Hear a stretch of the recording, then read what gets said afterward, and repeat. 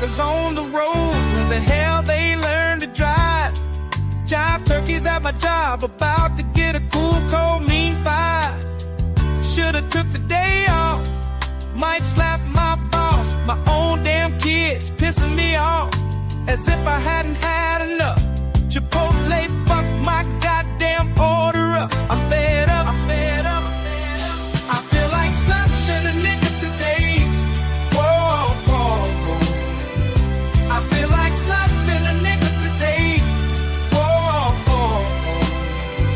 I feel like slapping a nigga today. Whoa, whoa, whoa.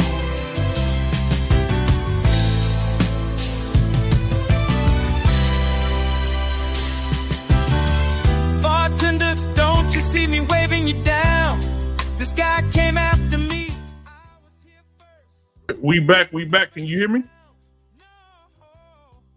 You good? Yeah, we good? I'm good. Coach Carter, we good? You good, my man, like always. All right, Coach Ferg is in the building.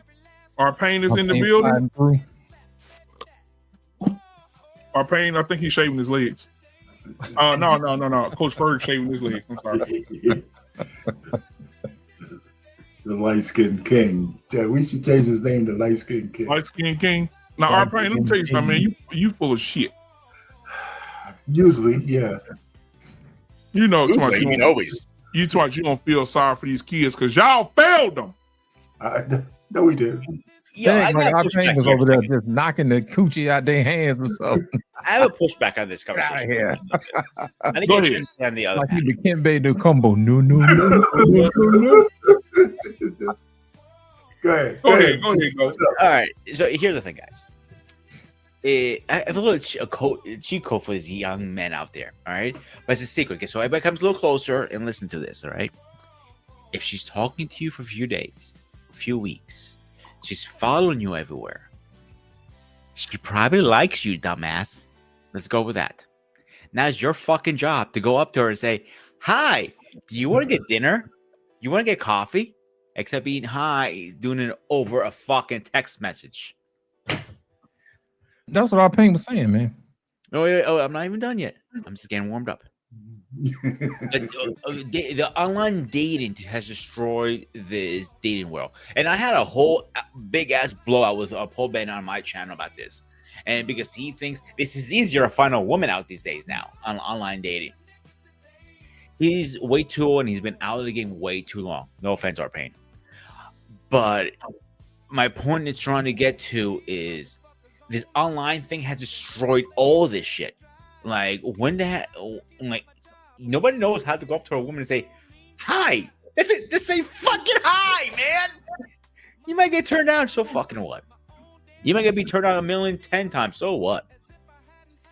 Like everybody gets turned down. But every highs, you get one high back.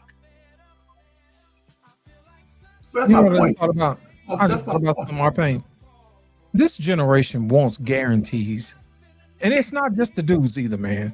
It's the women too. I'm going to give you an example. I hang out with Brittany Gold over there on TikTok, and she trains women on how to be wives, or looking to be wives. And every other question is, well, what if he cheats? Yeah. Or what if this happens? And what if that happens? And they always looking for a damn guarantee. And it seems like to me, it's the guys too. They want to guarantee that the girl ain't gonna cheat on them. They want to guarantee that she's not gonna use them, take all his money or whatever. And I think we need to let them know, man, in life there are no guarantees, man. And then the quicker you get used to that, the better off you'll be. And the only thing that you can do is just make sure that you be a better person, and make sure that you arm yourself with knowledge and pay attention to what's going on. But outside of that, man, there are no guarantees in life. I agree. That's my level. That's why I seem like heartless, right? Because if I was the one telling them that there ain't no guarantee, what's the first thing they say to me, Lit? You old. You don't know what you're talking about. Old. I bet you just say go fuck yourself, most likely. Yeah, well, it was different. But I said, what are you talking about? I still had to step out on a limb, knowing that there ain't no guarantees. Listen, I shouldn't be up here as I don't know, like a unicorn. We used to have a whole bunch of people like 30-year marriages, 40-year marriages. You're wrong, Arpane. You're 100% wrong. We need people like you, more like you. We need people like Paul. We need people like BMU. We need people like Lost. We need a Greek crazy son of a bitch who cannot dance up here. We need people like that because people like us who are will get to the uncomfortable part and push past that. Like, let's be honest, it's not easy getting on a camera and a mic and a headset and talking about this shit. This is not. I don't know. The first time I turned the camera, I was like shaking like a goddamn fucking leaf. But we are the people that they need to hear us from. People who has 45 years of marriage, 70 marriage, 20, 30, whatever years you're in. You broke the code. Whatever the code is, you broke it. BMU broke it. Paul broke it. You guys broke the code. Guess what? I need to pick your brains for my next relationship not to fail. That's what people need right now. I hear you. Like I said, man, they want guarantees, and that's the problem. You can tell that they ain't never lost nothing. You know what I'm saying? It's like they got these participation trophies that they hand out to everybody. You know, you get a prize, and you get a prize, and you get a prize. We didn't grow up with that, man. Either you was first or you was last. There ain't no in between. Ain't that what Ricky Bobby said? If you're not first, you're last. Man, Ricky Bobby ain't never said that. He said that, man. And everybody wanted to be number one. You know, if you wasn't number one, you got pissed off and you got better. You know? But now it's just like, who will? No, that's not how that works, man. This goes for it, man. You're right, though, Lynn, man. I tell you. I still can't get over the fact when I asked those two young boys on the other channel, don't y'all have any girls who like you? And they couldn't answer. That's because you got to be likable, Arpain. You got to be one charming mother. You know what I'm saying? Yeah, I'm just thinking back in the day, you know, maybe that was back in the day. I mean, did you got one lady who's sweet on you out of all this marsupial shit that's going on? You mean not one lady's sweet on you? Come on. I can't believe that. I mean, you know, if that's true, I said, this shit's sad. We were outside, man. We were outside, man. You know, this whole thing about these guys ain't outside. How can they be getting in so much trouble? If no, they're not outside. But when we say outside, we're meaning outside like we was. I'm telling you, bro. Like nobody's outside like we were, but they still get out. Yeah, I mean, you tell a kid to go drink out of a spigot, they say, ugh. Well, BMU, listen. You know what I'm saying? You can't put that, but you can't put that on the kid, though. I don't listen. We got parents. I don't want my kids drinking out the faucet. I gotta get them some bottled water. Yeah, you sure right. That's the difference. Can water now these days. Cans too now. Forget it comes in cans still. Hey, Mr. Bennett, what's going on? Out a hose pipe. Y'all want some sparkling water, Mr. Bennett? What's happening, man? Grinding. I got 4 computer screens in front of me, and I got stuff going on at every window, and that'll probably be my weekend. So I'm not going anywhere. Except for man, how you been, Mr. Bennett? It's been a while, man. Grinding. That's all I do. It's I was telling you, when man, I'm home, man. People talk about that working remotely stuff. I go back and forth with that because I work more when I'm home than going into an office. I noticed that. But Paul, before we move on, we gotta address a matter with you for a second between me and BMU. Between the Spartan Institute Network and the BMU Network, your write-up will be on your desk Monday morning for taking more time off without no PTO time for Sunday. So you know now, me and BMU spoke. Your punishment will be coming up soon. Hey, take it out of my paycheck. Hey, you know what, Mr. Bennett? I thought about y'all today. Did y'all get a chance to see? Because we're in Barbershop after we talk about anything. Did y'all get a chance to see Shadur Sanders' first day of practice? I was watching some of the Steelers stuff. I didn't get to the Browns yet. I know he was. Yeah, man, he looked really good, bro. He looked good. And that's the best thing for him. I think in that situation, he should be able to win that job outright. I mean, you got a senior citizen on there. You got a guy who can't keep his stay out of the parlors. You got another guy there who's our guy who Kenny Pickett who got a Super Bowl ring, but had very little time on the field. So I mean, look, if he's that dude, then he should be able to beat all those guys out. So I don't think it'll be. I mean, he's a rookie, man. I don't know why we can't give him that much. You know what I'm saying? Too many mountains. When everybody else come in, they get the job handed to him. He's a rookie. He's going to have some growing pains, but he's in a good situation to possibly start. If they give him for sure. I'm just saying, but some of these guys can't get on the field. So if what's his name, Flacco? I mean, he could just pull. In training camp, he can pull a hammy. He can, an MCL, whatever it is. Yeah, but Flacco's a true veteran. He ain't gonna get hit. He ain't gonna get hurt in practice. Wait a minute. Aaron Rodgers snapped his Achilles. That's Aaron Rodgers. Aaron Rodgers is 60 years old though. He ain't older than Flacco's older, actually. Aaron Rodgers he out smoking weed right now. Y'all know that, right? Y'all know it's what he do every summer. He go off. Y'all know that, right? Yeah, that's what he do. He go to the woods and smoke. Yeah, he's smoking that good stuff, man. They bring it into him and everything.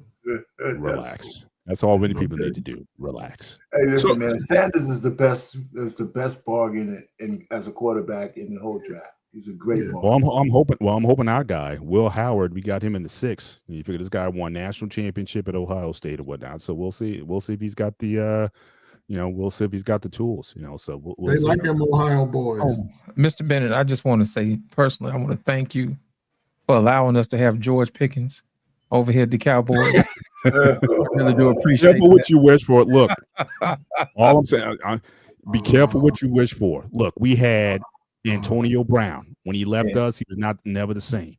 Yeah. Then we had Chase Claypool. Again, went to the Bears. Never the same. Deontay Johnson, never the same. Now we're going to give you George Pickens, and so careful. I'm just saying, be careful. Now, I would say this about Dallas: you guys have had some very high-string, colorful characters in the past, and they ain't done shit. You guys might be, but I'm saying they might be, as far as a cultural thing, I might be better off in terms of how to deal with that. But y'all had Dez Bryant. I mean, he would go crazy every once in a while. So look, maybe. So maybe that atmosphere with Jerry, maybe that might be the bigger than Jerry, though. Yeah, Steelers is like you're going back to the 1860s, man. It's like Dutch country out there. So ain't nobody bigger than Jerry in Dallas. I don't care what they talking about. I'm just saying they allow guys to act out. I'm saying Pittsburgh. They call them the cocaine Cowboys for no reason. But Jerry told me to tell you. I hope it works out, except when you play us. That's all I'm saying. Jerry told me to tell you. I want me some glory hole. He ready to go, man. So you hold on. So you really think the Cowboys got a shot in the division that the Cowboys are in right now? They got a shot at anything? I think, on paper, to be honest, man, the NFC East has always been ran by Dallas, man. Shit, Dak own Philly when he's healthy. He's owned the Giants when he's healthy. He's owned the Washington Commanders, whatever the side name. So the way the Washington Commanders and the Eagles are set up right now, and Dak is healthy, you think he's running those teams? Oh, I put it to you like this: the Eagles won't be back. You know how I know? Because no team has ever repeated in the NFC East as champions over the last 30 years. It ain't gonna happen. And the Cowboys hadn't won a Super Bowl in the last 30 years. Don't matter. That's just how we got that thing set up, man. So you think Dak can take y'all there? No, Dak and George Pickens and CeeDee Lamb and Michael Parsons and the rest of the cast and crew that we have. You do understand y'all had the same niggas last year, except for Pickens. No, they're not. We got a whole brand new defense. We got a new offensive lineman.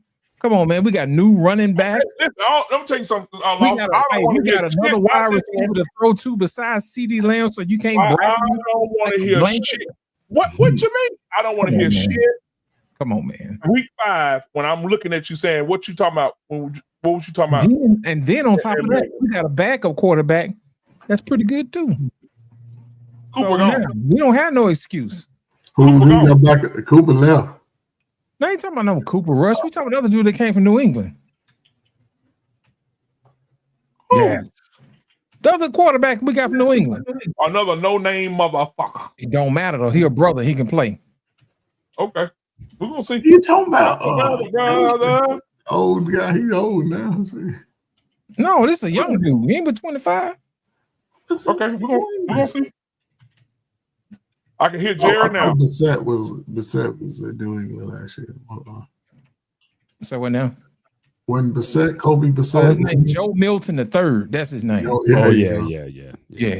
somebody in the chat said The last time the Cowboys won the Super Bowl, Martin was coming on. That was the first episode of Martin. That was a long time ago, boy. It don't matter. We got 5 rings. How many your team got? Exactly. It don't matter. In the last century? It don't matter. What are we talking about? It don't matter. Listen, the last time you niggas, hold on. First of all, since you want to go there, the last time you motherfuckers won a Super Bowl, my grandmother was one of the cheerleaders. Who she was cheerleading for, the Saints or the Sinners? They had them long dresses on. They had them long dresses with the little things like this. Man. They love Jerry, he's our man. If Jerry can't do it, no one can. I say, Grandmama, go ahead, Grandmama. I seen the VHS. You do not ever fucking do that again like that. I'm clipping it and I'm making that your theme song. Hey, you know what? I'm gonna Google it. What was out the last time the Cowboys won a Super Bowl? Let's see. Well, you got teams who ain't won one since the 70s, 60s. Teams who ain't never won. Nobody pick on them. Think about it. It's been just as long. Listen, it's been just as long as San Francisco to won one. Washington won one. The Giants have won one a little earlier than that, and the Eagles just got 2. You keep forgetting, man. The NFC East has the most championships out of any division in football. Think about it. That's a hard division, buddy. That's a hard division. Can't argue that. Exactly. Let's see. And I think the best thing that ever happened was for Tom Brady to retire, so somebody else can get some. Patrick Mahomes to get some. The last time y'all won a Super Bowl was when R. Kelly released "I Can Believe I Can Fly." That's right. And the last time we was in the Super Bowl, we had Whitney Houston singing the number one song. The number one song in America when the Cowboys won the Super Bowl was "Unbreak My Heart" by Tony Braxton. That's right. The good old days.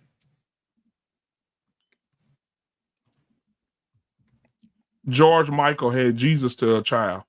Lord have mercy. Yeah, 12 play was lit. Montel Jordan. Wow. Listen, if your girl only knew Aaliyah, No Woman, No Cry, the Fugees. It was the best of times. It was the worst of times. You can't argue the music. You keep going. The music was. The music was definitely on point back then, man. California Love, Tupac. Exactly. Man. Missing You, Gladys Knight, Brandy. Jesus Christ. It was a good time. Yeah, exactly. The 90s was the best decade, though. Mm-hmm. Sure was. Damn. What do you miss, Mr. Bennett, from the 90s? That you wish you get nostalgia thinking about. What's somebody say? I think it's the fusion. I mean, it was, you had all that 90s might have been the last like definable decade music wise for me. Like everybody, like you knew a 60s sound, there was a 70s sound, there was definitely an 80s sound, and then you had like a 90s sound. And now it seemed like everything's sampled, and you got to the 21st century, everyone's just kind of sampling 80s, 90s, 70s, 60s music, and then just kind of making it into something else. But yeah, it might have been like the last of like a unique sound. You hear a song on radio or whatever, and it's like, yeah, that's from the 90s. The beat, the rhythms, the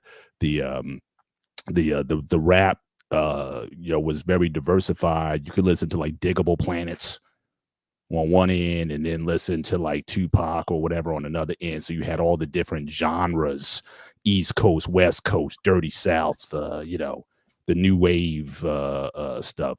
So I think I think all that diversity just kind of come together in the 90s. I think that was certainly something. And then, from a tech point of view, just that was like, one of the explosions of technology overall. You started to see, boom in personal computing, and the initial cell phones, and then from there you got the smartphones. So I just think the trajectory was just going up on everything, and both the creatively, technology wise, And just opportunity wise, you just felt good about, you felt positive about the future. And that's all we talked about. So guys, when we all graduated college in the, late 80s to, mid 90s. And that's all we talked about was just the future of what we were going to be doing, what our family was going to be like, and just everything was just pointing upward, and it was just a very positive and very hopeful time, leading all the way up to even like the Million Man March. We were just thinking that this was going to be just this era that was just going to break out, and we were just going to, that's all we were going to be talking about was just, the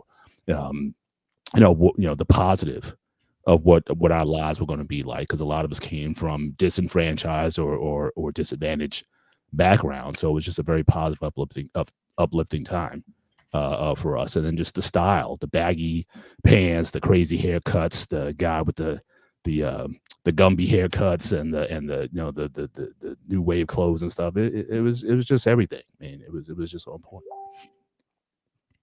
Everybody had that WAP. Remember that? Mm-hmm. We had the music, man. And definitely the dancing, They said that. Oh no, I was gonna say they said some of the notable things that happened in '96 was I don't know if you remember this, Mr. Bennett, and because I was in '96 when I was. Oh shit! I was 13. You was a kid. Anyway, it says the TWA flight 800 crash killed 230 people in Long Island. Yeah. And they said they also said a blizzard on the East Coast. A major blizzard hit East Coast of the United States, causing damage and fatalities. Damn. Yeah. And there was a major earthquake in California, man, flattened all the bridges, man. It was in the 90s. It's a lot of crazy stuff. I remember my pops telling me about that. My daddy said that he was in California at the time. He was driving trucks. Mm. He said on that bridge, thank God he survived it, because he said on that bridge you can hear the horns blowing in those. I mean, the engines revving in those cars, because the bridge came down and crushed the people, and their foot was still on the acceleration, on the accelerator on the cars. You could hear the engines just that shit crazy. That killed a lot of people. You know what I thought about, Mr. Bennett? I think the 90s was the last time people used to slow dance, man. Yeah, it was it. 95 after the Million Man March. Take 6 after 7. That might have been the last of the band, Boys to Men, obviously. Although I understand. I mean, End of the Road. Man, you had Teddy Riley, you had Tony. You had all the nice crooners out there, man. Right. Yeah. And the last of the bands, like as far as like musical groups, like in the 2000s, I don't recall any musical. Like I said, Boys to Men. Outside of that, I don't recall like any like musical ensembles. I think was the last group. I actually see you. I can see you being an NSYNC fan, screaming in front row. Baby, bye, bye, Yeah, exactly. See, that's BMU. That was BMU's first concert. Hell no, it wasn't. Wait. NSYNC with having hair. I'm from Louisiana. My first concert was Juvenile, Lil Wayne. Okay, he was wild then. Yeah. Hey, Mr. Bennett, it also said in 1996, the Palm Pilot came out. Yeah. The Palm Pilot, the DVD format, the Java programming language, and the Nintendo 64. Yeah. That's what I'm saying. It was an explosion. Give me a second. I'm gonna make you feel very old. Y'all had us together, didn't you? We invented. Also the USB came out that same year. The USB was introduced. Yeah. See, we was all young men, had to learn that skill fast. We had to get those skills quickly. Well, it came out at the same time we was learning it, so it was new to everybody. Yeah, that's what I'm saying. Right. So we figured it out. We ain't crazy, Everybody found their place and had to work it out. For real. We weren't talking about my mama and daddy did something. They did trauma. They didn't teach me. No, we understood those experiences and just worked it out. I go back there, Frank. Don't get me I make you feel very old right now. We built computers from a block of scraps. Like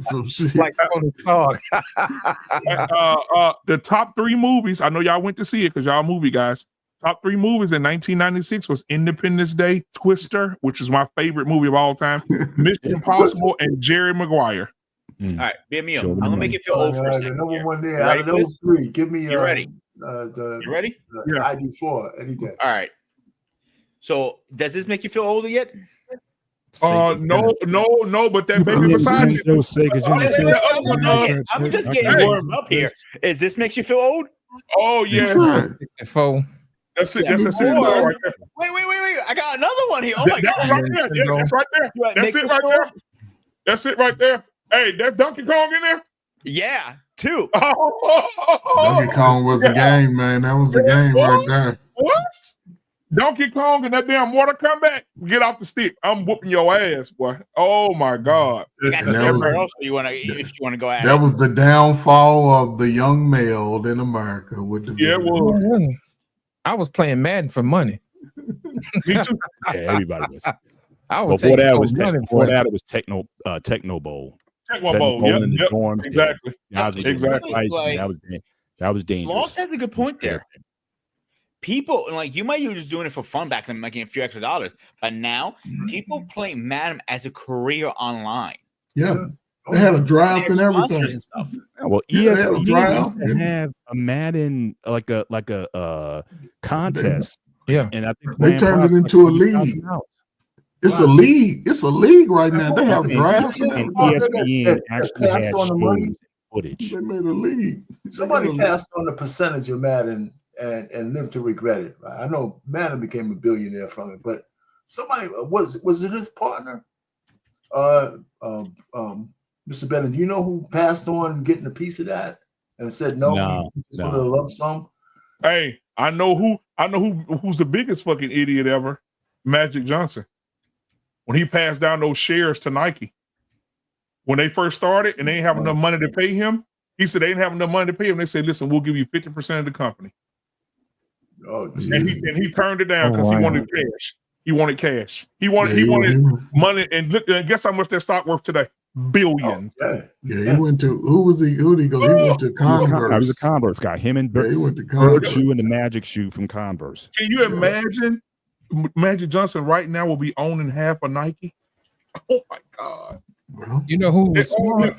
They offered him 50% of their stock. You know who was smart? Michael Jordan mama. Oh yeah. She set him up. Yeah. She set him up. No, you don't want that. You want some options, baby. Also the guy from Lion King. What's his name? The little black kid? Oh yeah, the one that plays Simba, baby Simba. Yeah. His mama set him up real good. Come on. Set him up good. She said, we don't want no $2 million and go away. Pay him $1 million, and we want 30% of everything you sell. They got Lion King on it, and every time a Lion King movie come out, we want to get paid. He said he's still getting checks, and that boy 40-some years old. He did that shit when he was 8. Gotta be nice size checks too. Mm-hmm. Yep, well, it's good to hear parents looking out for their kids. You hear the horror stories about. I got one for you then. How do y'all think about my man Jaden, the quarterback for the for Washington? Jaden Daniels. Yeah, she got blocking the hell out of him. I mean, what do y'all think about the way she's? I was against it, but with the hyenas out there, I don't think she can be too. I put it to the USC player tried to kick it to him. She stepped in. Juju could have Juju. Yeah, she's gonna be successful as shit. She's beautiful. Nah, she ain't Juju. They play with the video on that. It looked like what you say. Go first and see Juju for nothing. I'm just saying, man. You know, his mom. You know, looking back at it, I think she's doing the right thing right now. Man. I'm just asking. I'm asking how you'll look at it. So Mr. Miller, you think she's doing the right thing? What, as far as keeping Juju? Not Juju. I'm talking about in general. Anyone. Yeah. Oh man. Yeah. I don't know. I mean, okay. So why are you pondering on that? Since we're in the barbershop, why are you pondering on that? Somebody need to be watching his mama, because they showed a video of his mama talking to the owner of the Commanders, and she had on a jersey dress. That boy, mom, she ain't no slacker. Listen to me. She got a man? Do she got a man? If she's trying to make him her son husband, then that's a different story. Because she mad, boy. You're trying to be a helicopter. You're trying to be a helicopter parent, she's his agent. Everything. She got the test and all that stuff. Yeah, she like Lamar Jackson, mama. Lamar Jackson, mama, his agent too. Here's my whole problem with that, man. You can't be the leader of men if your mama It's telling who you could date. That's right. You know what I'm saying? You're supposed to be leading guys to battle in the NFL, and you got to talk to your mama about leading him. You as a girlfriend. But what will we say though? What will we say if he get taken to the cleaners by a female? You know, he should have put his mama name and be done with that. You know, it might be. It might be. This is a different type of generation of movie. You know what I think? I don't think it really is, because if it was, she wouldn't be acting like that.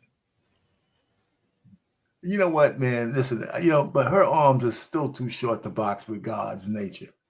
So all this shit, but sooner or later he's gonna break free. Look at CJ Stroud. CJ Stroud talking to old girl. What's her name with the bald head? You lost me at bald head. You talking about Amber Rose? Yeah, Amber Rose. Oh no, yay! Yeah, she. Come on, man. CJ Stroud is dating Amber Rose. Where his mama at? Where his mama at? Because they gonna be cutting Daniels. I promise you, Jaden Daniels mama gonna cut her to the rear. Listen, you not gonna get your old ass away from my son. I'm trying to understand the mentality when you have a woman who's been passed around the circuit, so to speak. What is the appeal? I don't get that. I mean, I'm gonna tell you something, Mr. Bennett. They say she could suck a train through Switzerland. Oh, so man, that's what it is. And guess what? She gonna be sucking in the privacy of confinement. It's very easy. The best way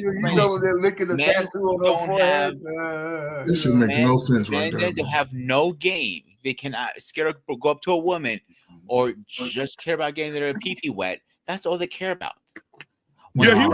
Listen, Amber Rose was in there talking about her son can be what he wanted to be and whenever he wanted to be it.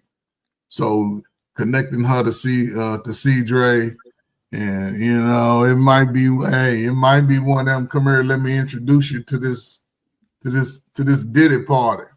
That's all I'm saying. You know what, man? I'm gonna tell you like this. I think my father would be disappointed in me if he allowed my family tree to come through the world through that portal.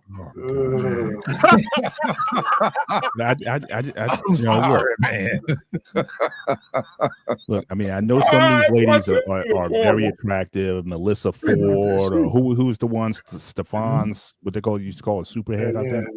Karen Stefan's, whatever. I mean, superhead. I just don't get it. I mean, I couldn't. That shit makes no sense. And she's what, 45, 50? She's old now, but come on, man. Even Kim Kardashian, like all the guys who ran through her. I mean, I just don't get what the appeal is, or maybe you just wanted to chalk it off your albums with Kim Kardashian. But what's that going to get you in the long run?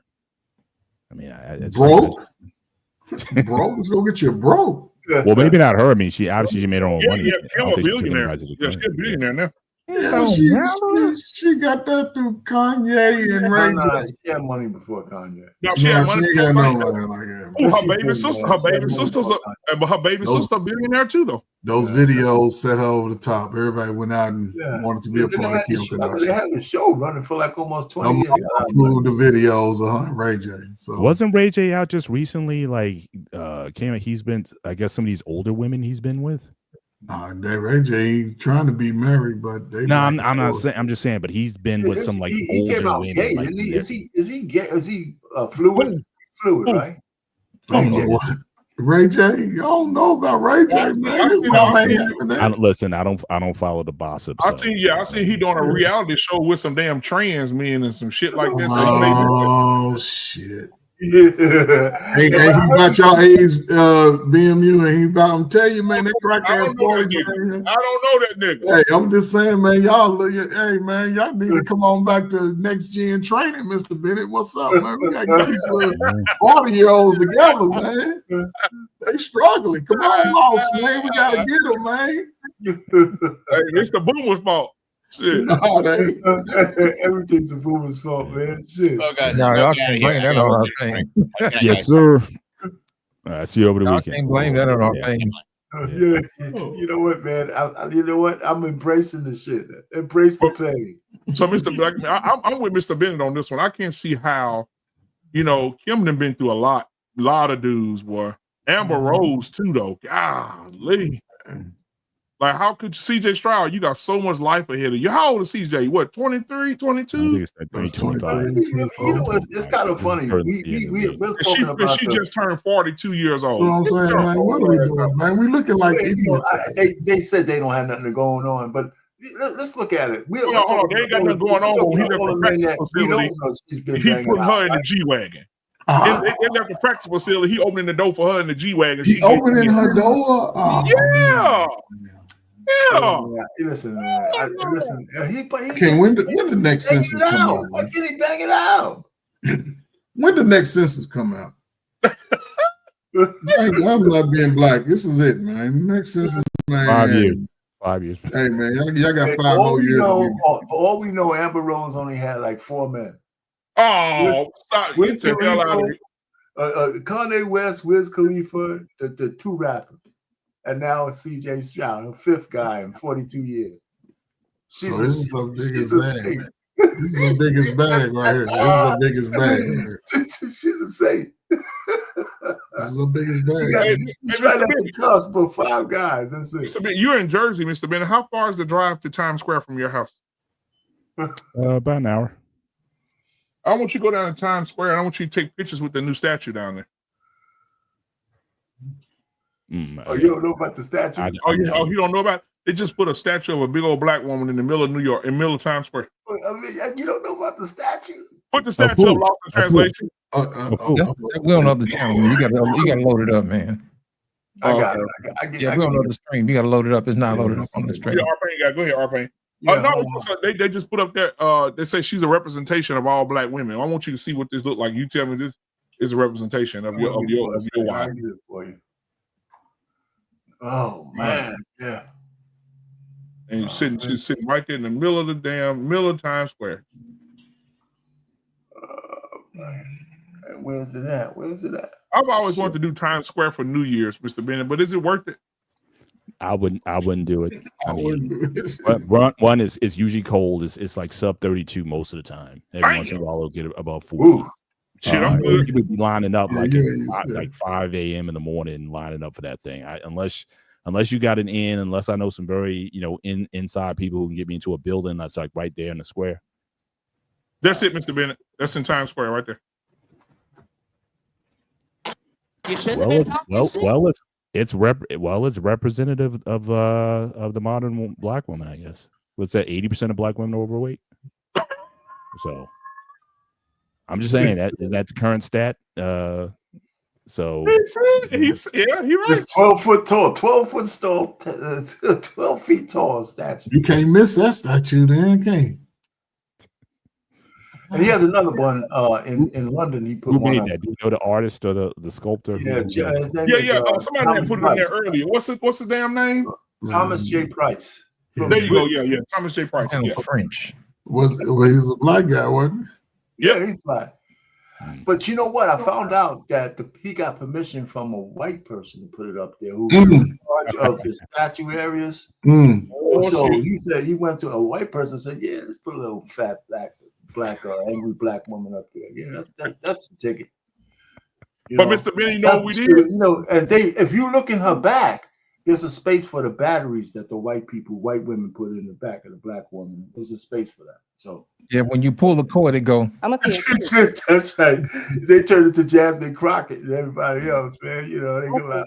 Now, Mr. Bennett, I will say this, Mr. Bennett. Every black female statue around the world, they pulled up a lot of them. I saw a lot of them today. They all of them are just like this. They got their hand on the hips like they being fancy. Like, they got their hand on their hips. I mean, I don't know, man. I don't know. Well, because I knew the statue was a black woman. Black women still were protected because I saw Lapeef last night. They had his women panel, and they were like, "Yeah, well, that's kind of more representation. I mean, that shows you that we're any woman, blah blah blah." And the fellas was not having it, man. When they got Trevor in there, he said, "Man, I think it's disgusting." Blah blah blah. Another guy said, "How come we didn't have a black family as a representation of what the future should aspire to, as opposed to heart attack and heart disease and stuff like that?" So anyway, hey man, it's just where it's at, man. We, like I said, white people dictate, what we get to represent us as, anyway. So what you gonna do? Especially if the black woman accepts it, the liberal black woman. 8% of the other women might not. Mr. Bennett, I also want to ask you this since you're here. We talked about it a little bit earlier. How do you feel about the new notion that God-fearing men are red flags?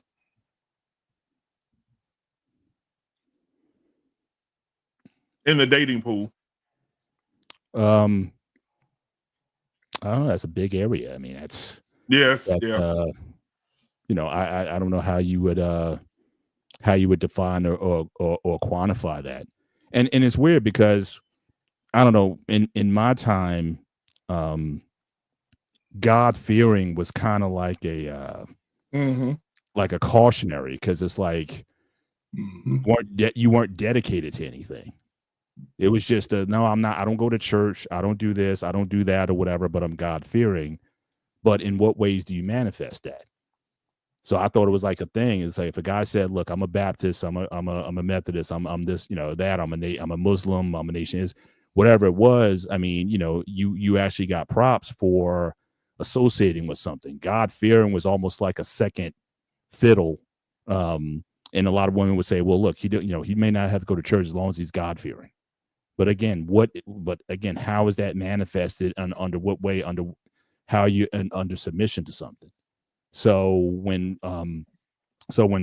that's said, I'm just going back to how I recall it being used back in the day, not necessarily how guys are necessarily taking it now. But that's a big, that's a wide gap. So I think you have to look at the individual and just simply have the conversations on what you believe and why. And that should be part of your dating criteria. When I went through my process, I said initially I wanted a Christian woman, but I dated so many, went on so many dates with women within. I'm not questioning their faith, but I'm just saying, but a lot of that stuff simply wasn't going to be compatible with me. 7-Day Adventist, Catholic, Pentecostal. There's a lot of different theologies and ideologies out there. So my thing was, I want to kind of hear from you. What do you believe in, and why do you believe it? And I'll share what I believe, because I don't necessarily like the label either. Yeah, I'll say I'm a Christian or a Christ follower or whatever. I'd rather just tell you what I believe and why I believe it. And if we can vibe on that and we can kind of agree, then we can kind of take it to the next level. But I think certainly having conversation about religion or what your faith is, I think that should be part of the dating criteria. And if you don't want to commit to a particular denomination or what have you, then at least have those conversations on spiritual matters and what your value set is, and where do you derive that from. I just think that just needs to be part of the conversation. Let me help you out, Mr. Bennett. I'm going to give you the equivalent of what the male version of that question would be. It'll be like if I said, Mr. Bennett, it's a red flag for me, a woman who can cook. Everybody can't cook, man. You can't eat everybody's cooking. It's a lot of women out here who think they can cook, but they can't cook. See, I got to live, man. I got to be able to eat, and have food that's nutritious. I ain't got time to be eating collard greens all the time and cornbread and fried chicken. You know what I'm saying? All of that stuff, man. So a woman who can cook is a red flag to me. I'm having, I guess, a bit of difficulty finding the equivalence on that matter, simply because, again, cooking. I mean, I think that's a specific skill set, and I think those are certainly things that are beneficial. But again, religion is just so wide. So when you say God fearing, so because it's such a wide thing, again, I'd rather just. Like I said, define what that is. But for someone to make the blanket statement, though, that a God-fearing man is either toxic or you shouldn't go by a man like that, I think it tells you more about the woman more so than the guy. So again, if I ran across a woman like that, I'd be like, next, it just because that's going to be part of who I am. I put my cards on. cards. I show you my cards. This is who I am. This is part of who I am. And like I said, I wasn't concerned with numbers. I just put it out there, and is somebody willing to latch on? It says yes, check the box. Or, you know, these days using modern reference, don't pop your balloon when you see me. So again, my wife, she didn't pop the balloon. She said okay, and I just went. But yeah, there was a lot of popping, pop, because I said certain things, or I believed certain things, or I was going a certain direction that a lot of women weren't compatible with. And like I said, the biggest thing was when I said, look, I'm waiting for marriage for sex. That ran a whole lot of women, even women in the church, out of the conversation. They popped right, which surprised me. That just shocked me initially. Yeah, and like to do it too, Mr. Bennett. but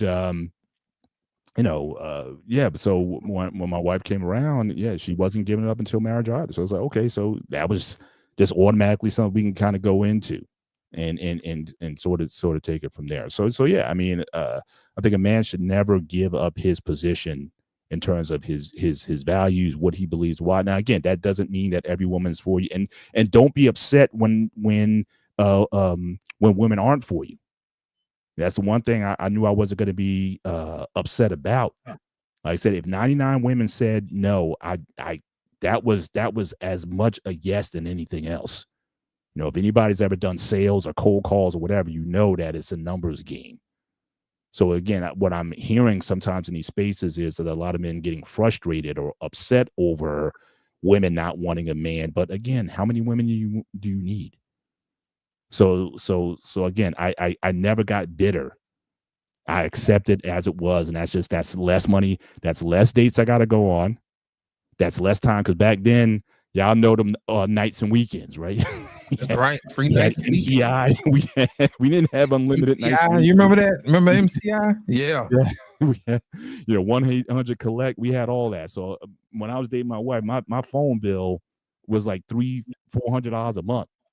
And she was like in the northern part of the state, and I'm in central Jersey, and it's like $400 on my side. Look, we have to do something. Either I got to marry you or something. But I'm running up this phone bill, talking to you every night or whatever. And we talking 4 or 5 hours a night, even with the nights and weekends, it was still adding up. So yeah, certainly you're gonna save me a lot of money, but let me know that's how you feel, that's how you stand. I just was optimistic that again, there's women out there who still would want to vibe with me, and I just kept shooting, and I never stopped. That goes back to what I was telling Arpain the other day, that this particular generation wants guarantees, man. Oh yeah, I'm telling there's no guarantee in life, man. Terrible. Yeah. Tomorrow, even Bible tell you tomorrow's not even promised. Yeah. Yeah, absolutely. And it's I think it's a mindset that you better enjoy, and you better take advantage of the day in the life that you have. And again, all this lofty goal, like I'm not opposed to what we were talking about this on Pete's show the other night. I'm not opposed to goal setting and proper, like Coach was talking about. He talked about SMART goals, specific, measurable, attain, all those steps of the SMART goal planning. I'm not opposed to that. But when I hear some of these folks, it's like, down in line 5 years, you got no money to your name, but in 5 years I'm going to be a millionaire, or this thing or that thing or whatever. I mean, I think that people's the hubris in that kind of mindset, you better learn how to enjoy the day and the life that you have right now. Because again, none of us may get up in the morning. And so I'm just appreciative of what I had and got the best out of, the day that I had. And I just think that's something that, hopefully, me and Coach, we can hopefully level set with some of these younger folks and whatnot, that, all this stuff. When everybody was in, everybody thought they were going to be a YouTube millionaire because somebody was showing some checks. And again, I'm not begrudging anyone's success. If you were able to make something of yourself in the YouTube space and the algorithm was paying you well and you're showing just the checks I'm making from YouTube, and then everybody thought, it was like the latest gold rush, right? Everybody went out there in the gold rush era trying to be a millionaire, whatever. Very few people got there.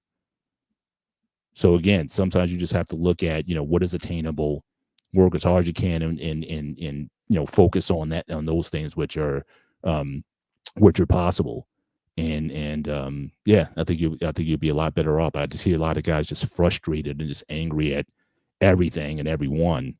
And I don't think that's, obviously not good for you personally. And I don't think it's good for us collectively when there's just this lack of optimism. Like I said, the 90s, that was definitely a time of optimism. We were coming out. We were like, we're going to be, and for the most part, all of us did. Like I said, we came from our pain. We came from Newark, Orange, East Orange. I mean, all these places. We were the first in our families to graduate college, or even want to go to college, and let alone graduate from it. So we were, and then I look at all these guys now, what they've been able to do, the families that they have and whatnot. I mean, we flipped it. We changed the generation.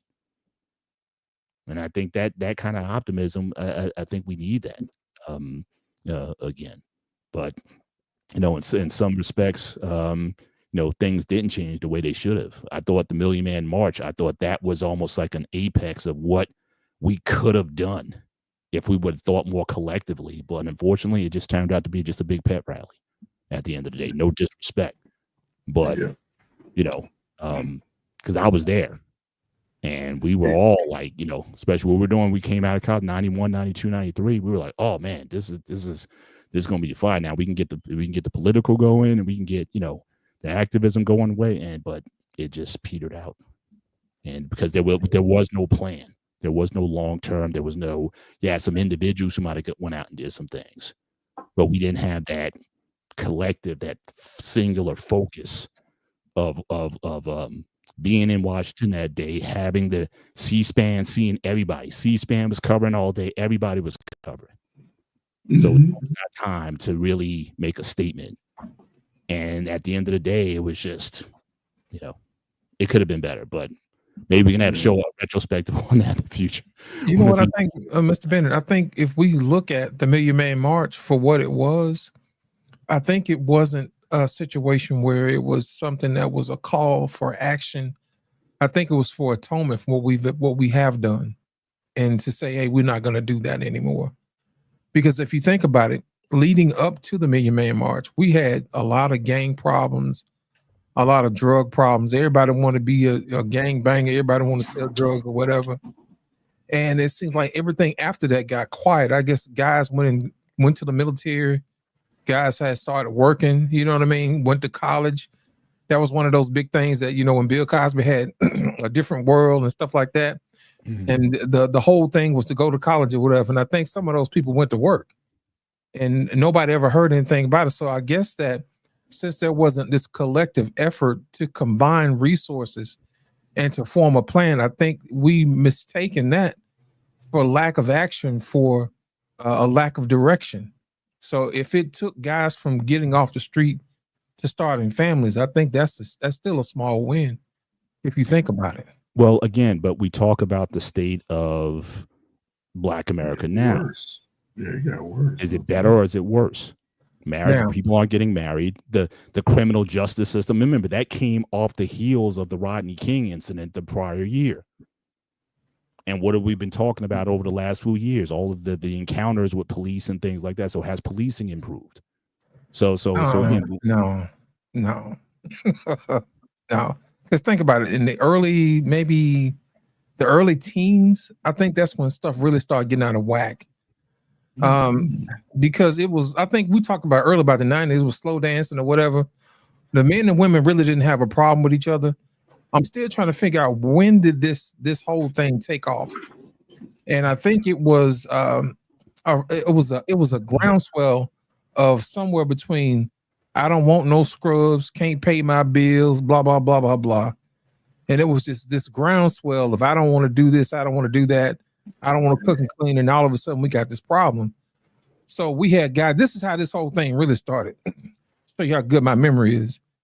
It was this guy who finished law school. And he was a black guy, young black guy, finished law school. And he said that he was the prize. And the women got upset with him because he had the audacity to say that he was a prize. And that sparked this whole men versus women, who's the prize, what do you bring to the table conversation. And then it apexed right around COVID time. And at that same time, that was when Kevin Samuels took off with his thing. And then all of a sudden, that's how we got to this situation we are now. Mm. And if you look at it, the women have been taking so many L's between when Kevin started doing his thing until now. It's like they're getting on the internet and they're saying anything like what Black Men and Filth just said a minute ago. A God-fearing man is a red flag, you know, or a straight man is a red flag, or a man that takes care of his kids is a red flag. You know what I'm saying? So back in the day, that used to be a green flag. Yeah, so I'm trying to figure out exactly when did that exactly turn into a red flag. Yeah, and it's not the men who saying the stupid stuff. Right, but BMU, it go. Listen, women to say stupid stuff. I mean, what it do again? That generation grew up. When they grew up, those late 80 babies that were born those early 90s, when they grew up. This ain't the 80s babies that's doing this. No. What I'm saying, think about it. If you was born in what 82? No, I was born in 72. No, that's what I'm saying. Not you. You Gen X. I'm talking about those people that came out of high school right around the early 90s. When I was working in foster care, one of the largest groups of children in foster care around the country, about 85% of their birthdays were between 90 and 95. That's when they were born. A lot of those children, right? Some was 89, a little older, but most was in that age group. Those are the parents of these kids. Yeah, that's what I'm saying. They the first generation, and you see a lot of these adults fighting. The man ain't no good. The women ain't no good. Didn't nobody teach me nothing. Ain't no this, ain't no that. They have children, and their children are almost so... those children are so dysfunctional across the board. They have low self-esteem. They're not taking education serious at all. They don't want to go to college. They don't want to join the military. What? They're doing a lot of destruction out in the summertime. This great happened in Chicago. It's always at least one or two incidents where hundreds of kids go downtown and smash and dash and just do a lot of chaotic stuff. Here's the thing. At least the people smashing stuff getting some out of the smash. These people are getting on the internet saying stupid stuff for sport. That's what I don't get. What do you get out of that? It's not. What do you get out of that? Is it monetization? Is it clout? It's adults. What is it? Hey, you just said this. You just said the smash and grab gets something out of it. These ratchets is getting the same effect. It's the same effect. What are they getting out of 1,000 Look, the way that the new brain works, it doesn't even have to be monetization. I got 1,000 likes on my video today. Do you know how much 1,000 likes does for a motherfucker? You don't know what they do for a motherfucker right now. Dang. Can you cash it in? Being able to do, look at all these goofy ass prank videos you see, like these videos you see of people doing prank videos of random people in Walmart. Yeah, that's not for monetization. It's for attention. It's because they know when they do this dumb shit, they're gonna go viral. It's for attention. People are seeking attention in goofy ass ways right now. I don't understand why people need so many hugs. Everybody need a fucking hug nowadays. See, I be listening to Payne and Coach Ferg. These niggas grew up in a generation where your daddy ain't had to tell you he love you. The fact that he fed your ass was enough example of telling you that he love you. Now it seemed like if you don't get told you I love you before you get on the school bus in the morning, now the child is being set up for a destructive life. But I just wanted to come up. No more slander on these early 90 babies, okay? I was born in 92. I'm somewhat normal. Normal. But to be honest, let's look at your peers, right? Your peers, right? No. You don't get to say he's normal. But I can't say I'm normal. Just like everybody else, man. You know what I'm saying? You ain't gonna let him out the hook. But brother, do most of your peers struggle with esteem? Just as a whole now. I'm not saying your immediate group, but you can just look at your. That be the thing. Like, who are people hanging around? Like you, why are you hanging around a bunch of sappy motherfuckers? But that's all they know. That's all they know, though. I'm just saying that's all we know. That's all we know. I was listening to our parent earlier yelling, like he was like, "I don't give a fuck about that. Just go outside. Just go outside." Yeah. Look, man. Look. As much as I understand that things change and everything, things change all the time. Things change when y'all was coming up versus when Lost in Translation was coming up. There was a difference between when Mr. Bennett was coming up and when I was coming up. Things change, but as human beings, the job is to adapt. Especially when you're melanated, even if you like skin, when you melanated, you have no choice but to adapt. And to pick and choose where you adapt at is where you start getting left at. So for the, I don't understand why I can't make friends because your soft ass is stuck in your computer. In other words, like our parents said, go outside and play. Go outside. Me and my dad was just laughing the other day. There you go. My father and I were just laughing the other day because we were talking about my kids and how I made the joke of how my children will never have the salt line on their neck. They will never have that. That when you've been outside sweating so long that you got that greasy ass white line around your neck where your t-shirt is, all that dirt and that sweat. Like my kids will never have that. And the unfortunate thing is, it's not even their fault because my kids do like being outside. But when they go outside, it's just them. Like it's legit just them.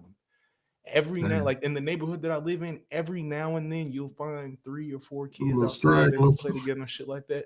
But dog, I'm telling you, they're not outside no more. And you can't put that on the children, and it's on these grown ass motherfuckers that's stuck in their Instagrams and their YouTubes. Because you stuck in your phone, you making your kids stuck in their phone because that shuts them the fuck up and you ain't got to worry about them. See, you ain't got to worry about the kids when they outside, and you ain't got to worry about your kids when they in their bedroom and their tablet, but you have to worry about them when they outside in public. Because now you got to wonder how far are they from the house. Because my mama used to say, if I yell your name out my window and you can't hear me, you too far. You have to actively be monitoring that in order for something like that to be realistic. My immediate peers, a lot of us, we have our foot in our kids' ass. It's some later ones. It's some of these 2000 babies, because y'all forgetting that some of these kids that was born in 2000 they're 25 right now. Right. So it's not the 90s babies. It's not the 90s babies. Some of these 2000 babies is having kids. I got a cousin that's almost 10 years younger than me. This nigga got more kids than I do, and I got 4 of them. Damn, how old is it? I'm 33, and he almost 10 years younger than me. He got more kids than I do. Man, I'm feeling old, man. This man said he was born in 92. I graduated in 92. I'm old enough to be his daddy. And then he got kids, they're old enough to be my grandkids. You know what I'm saying? I was back from Saudi Arabia out here in Fort Hood. Shit. And think about when you was in Fort Hood, what kind of ratchet ass shit you was doing then. No, I used to go around it. I'm saying it facetiously first. I had my fun, but I had my fun. I ain't gonna lie, but I had sisters, man. So a lot of behaviors I used to see, man, I didn't want to touch it. I saw it. Yeah, I'm gonna go hang out with it, but I ain't touching it. It's just something different. But there was a lot of people out, you know what I'm saying, to choose from, and not everybody was out just to hook up, in a sense. Sometimes you can just have a conversation with people you just meet, man, and just vibe it out and, you know, go from there. But today, don't nobody talk. Everybody got their head down in their phone and shit.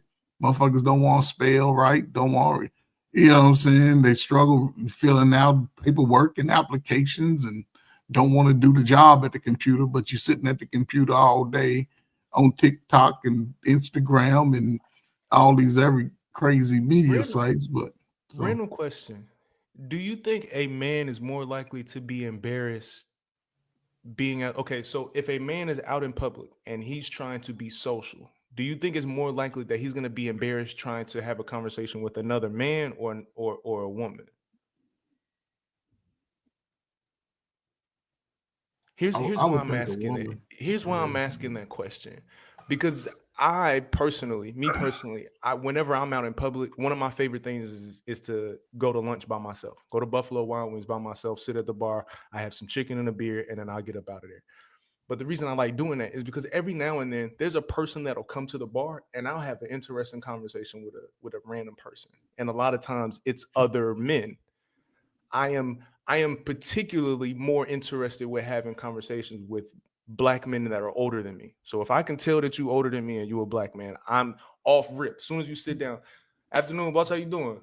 Catch that game, like something. You catch that game last night? Something. I'm trying to figure something out.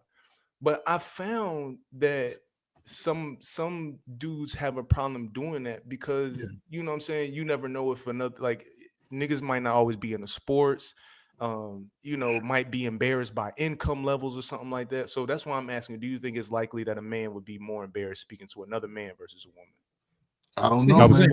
Men don't judge each other by the money that they make. They just talk. Yeah. You know what I'm saying? We don't do stuff like that. Stuff women do. You on mute, our pain. My pain, you on mute. The answer would be the guys would be more embarrassed to strike up a conversation with a woman. I mean, the man at the bar. That's exactly what I did for they knew me so well at work that I went to this one bar and sat down. Me and the bartender, right? He's still working there, and we still commute. We still talk now. I've been for years, we had like a 45 minutes for lunch. I always took it out. I used to take leave, but I just hang out at the bar, have a drink here, drink there, and anybody who was in the orbit, we were talking, men, women, everybody. You sat at the bar, that means you wanted to talk to somebody. So it was a whole bunch of regulars and new people came in, and that's where it was easy to socialize that way. Yeah. And actually, like, the bartender was like a facilitator because he knew everybody. Yeah. So. 100 watts is interesting, that the question that you asked and the perspective, right? Because you just mentioned it. I believe, just from you, Laos, no, I'm not sure about brother, but the fact that you had a solid man in your life who would have conversations with you early in life about life, regardless of whatever life you was at that time, your age, you go clean up your room, boy, cut the grass. He's giving you man instruction. It sort of makes it easier to talk to other men. However, most men don't have that relationship building over time. So it makes it a little awkward. Okay. Well, I didn't until I went to college. But you did have men in your family. We didn't have no goddamn real conversations. But okay. I mean, don't do that. But you can't do that. See, the value of just having. See, I had an uncle that every time I see him, he used to say crazy shit. Right? I remember one time my uncle C, man. I remember one time when I was a teenager, I saw him. He said, "Hey, I'm gonna tell you how to light the girls up." He said, "This is what you do. When you get the girls, you get a Pepsi. You get 2 Pepsis, and you chug one down." And you take the other one and you shake it up and you drink it real fast. And right before you fuck her, when you explode, this is gonna shoot your shit all. He used to say wild shit like that all the time. He would just sit, like, just so we could just talk. Like, he would make me laugh, and then it would end up having a real conversation. Like, all right, look, nephew, like, no means no. Like, shit like that. My uncle used to say wild shit all the time, and then we would have a real conversation. So real conversation is a relative thing, because at 12, 13 years old, what he was saying to me didn't mean shit, but now at 30, it was a very real conversation. I gotta give him some credit. He knew what he was talking about, didn't he? But I mean, if we're talking about the nuclear situation, I didn't have that, because my mother died when I was young. My father just I was living with his sister. Family. Yeah, family. I heard earlier, Lost, you were talking about privilege, and I think that privilege does show up in different ways. I know that I am privileged to say that I still have my father. He's upstairs right now. You know what I'm saying? I am in the home with my father because we are working on doing something and we put our brains together. We in the house together. You know what I'm saying? Like we together. I am privileged to be able to say that. There are plenty of niggas that didn't even meet their father, let alone name. Oh, yeah. You know what I'm saying? So I just think that privilege shows up in different ways, especially in our community. Because little shit like being able to call your dad and say, yo, I'm down bad. What should I do? That's a privilege within itself, especially in our community. That's a privilege. But what we were talking about dating.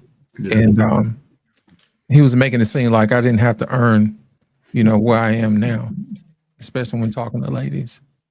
And I said, there's no easy track, man. You just have to get out there and scrape your knee a couple of times. You can find out what works, what doesn't work, or, get with somebody who knows a little bit more than you do, He's got to I swear to God. You know what? And so you'll bring this shit up. I remember I was in college early on, freshman. I was throwing some shit on this girl, and she turned around and looked at me. She said, you ain't bad, but that's some fairy tale shit you just said to me. You know what you should have said, like comic book shit you just said to me. You should have leaned over and looked at it and be like, did it work? I wasn't clever enough to do that, man. You gave old kindergarten Ryan Marpang. Well, that was the last time I ever did that shit. I can tell you that much. You can use anything, man. If you do it right, think about it. You can walk up to a chick and be like, "Look at that, hickory." No. Okay, lost track of that shit. I was scared. You guys, I need to drop. But again, give it up. 100 watts. I'm sorry, it's the first time I'm meeting you. It's certainly nice meeting you. Hopefully, I get a chance to catch more of your content and chat with you in a future episode. But I just want to acknowledge you. First time I'm meeting you today. So, all right, guys, enjoy your weekend. All right, bro. Enjoy yourself. Always a pleasure, Mr. Bennett. Happy Mother's Day to your mom, to our pain, to your wife, to all the. I'm cooking for him on Sunday. I didn't even know it was Mother's Day. So. That's what's up. We going to a Whispers concert Sunday night. Okay, that'd be nice. The Whispers, they old as hell. Old school. So, all right, gentlemen, y'all have a good one. Appreciate it, Mr. Bennett. It's like, this Sunday, man. I got the girls coming over, man.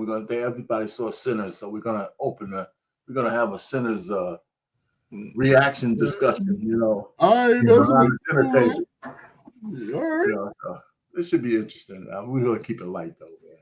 I thought the movie was okay. I had some issues at the end, but not at the end, but when he had to shoot up all the other people, I didn't think that was necessary. It was. For a lot of people it was. For me, it wasn't. I guess everybody must have seen. Did you see? I don't know. You go to movies 100? Watch. I'm probably not gonna watch that movie until later this year. All of this hype around it, I needed to die off. That's me. I see. I was just the only reason why I really asked because I don't want to put out any spoilers, but I would have had a different ending. And in terms of movies, I haven't been to a movie since before COVID. I don't know. Yeah, I stopped going a lot too. I wait for streaming for the most part, but I was kind of compelled. It had something to do with the wife and her day off. So now here's the thing: my ending would have been a little bit different. I would have had the Klan show up at night with them crosses, and the vampires jump on top.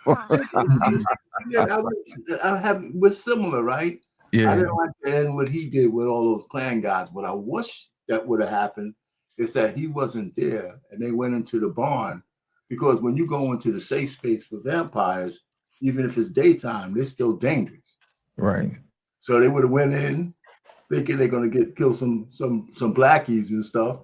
And the vampires said, well, well, we are kind of thirsty and shit. Then they did all of them, Yeah. I think it would have been a better pre-ending to when they showed up later on at the bar with the guy when he was old. Right. I would have liked that. Would have been cool. You know what I'm saying? Yeah, I think that would have been cool. But I don't know, but it was a good movie, man. So we're gonna talk about it. My oldest daughter said she saw it twice. My youngest went to see it. Me and the wife went to see it. We could figure out. We ain't gonna make it into anything serious, but that would be nice to talk about. It would have been even cooler if the vampires had to kill the Klan, and then the Indians showed up and killed the vampires. Yeah, you know what? That's another thing that they left that on the cutting room floor. There had to be some more about those Indians in the long version of this thing. Right. You know? Fam, Anyway. if I can get niggas to read books the way y'all just get everybody just hopped on this movie, fam. Oh my god. I wish niggas would I wish niggas would be in the stock market the way everybody in this movie right now, dog. Hey, I'm over here grinning at my Robin Hood account right now. You know what I'm saying? I'm not saying y'all not, you know what I'm saying? But it's just, fam. Since this like movies like this when Wakanda came out, there are certain black movies that come out, and when they come out, we show up so deep for the shit. But it'd be like, fam, the movie, that's all we got. The movie, that's all we got. Like that's all we got in us. That's the only time we show up for some shit is the fucking movie.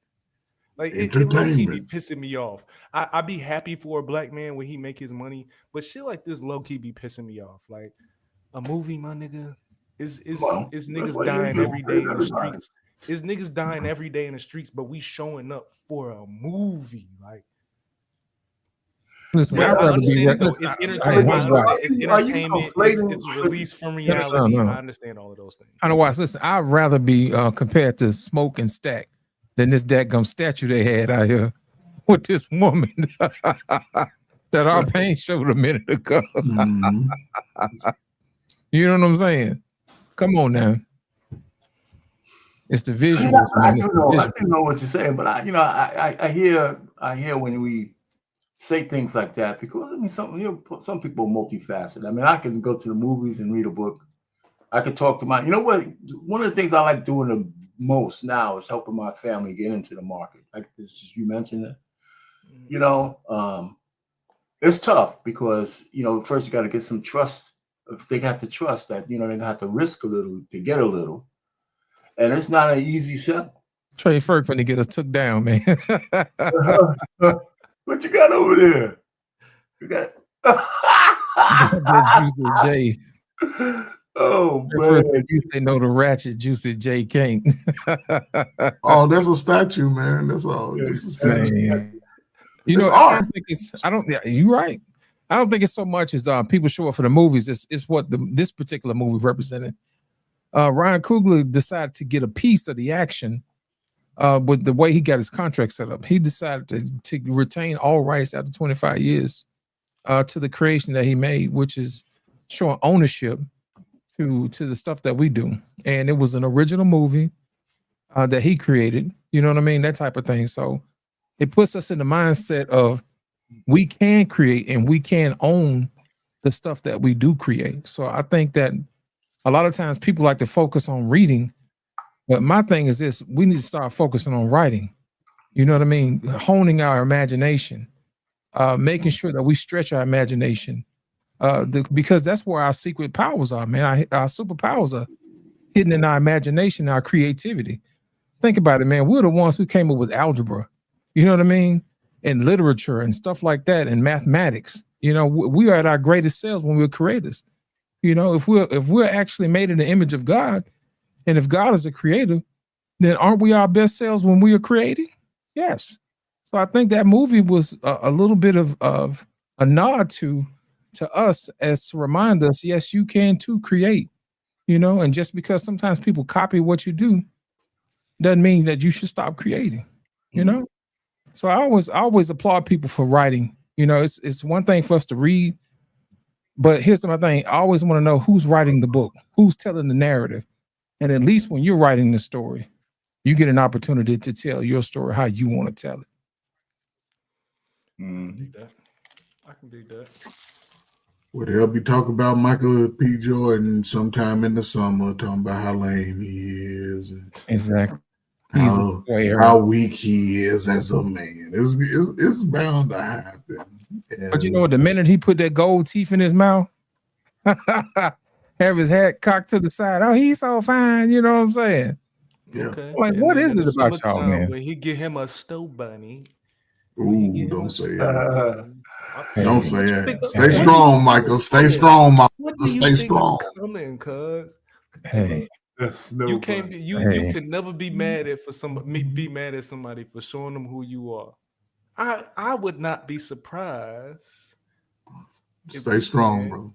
You saw how Mary was looking in the movies at him. You know what I'm saying? Because that money gonna go up, and they know how to find them. When that money go up, they like, yeah. Some people say they got something off camera. Him and that chick. But she married though, I think. No, I think she go with what's his name, Josh Allen, for the Buffalo Bills, the quarterback. They got married though, didn't they? I think they got married last year too.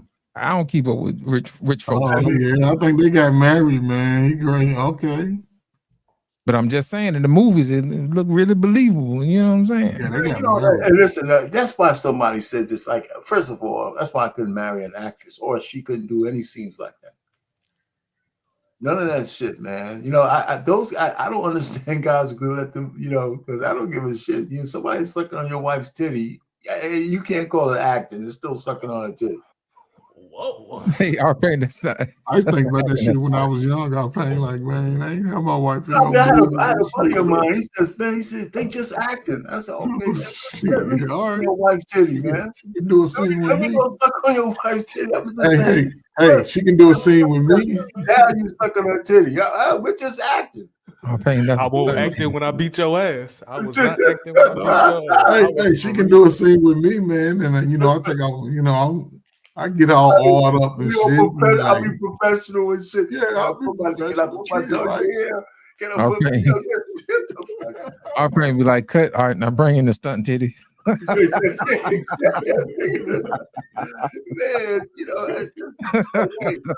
well, first of all, I couldn't marry an actress like this. I mean, a man got to know his limitations. First, if I had a wife who was an actress and she came to me and said, there's a sex scene in there, I'm not going to divorce her for the sex scene. I'm going to divorce her for even asking me to do it. God, no.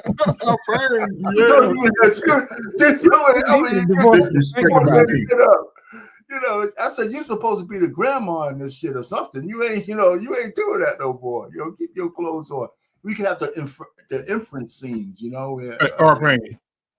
Yes, sir. So if your wife has an opportunity to do a movie with Denzel Washington, and Denzel got to suck them titties and play in that ass, you're not gonna let him do it.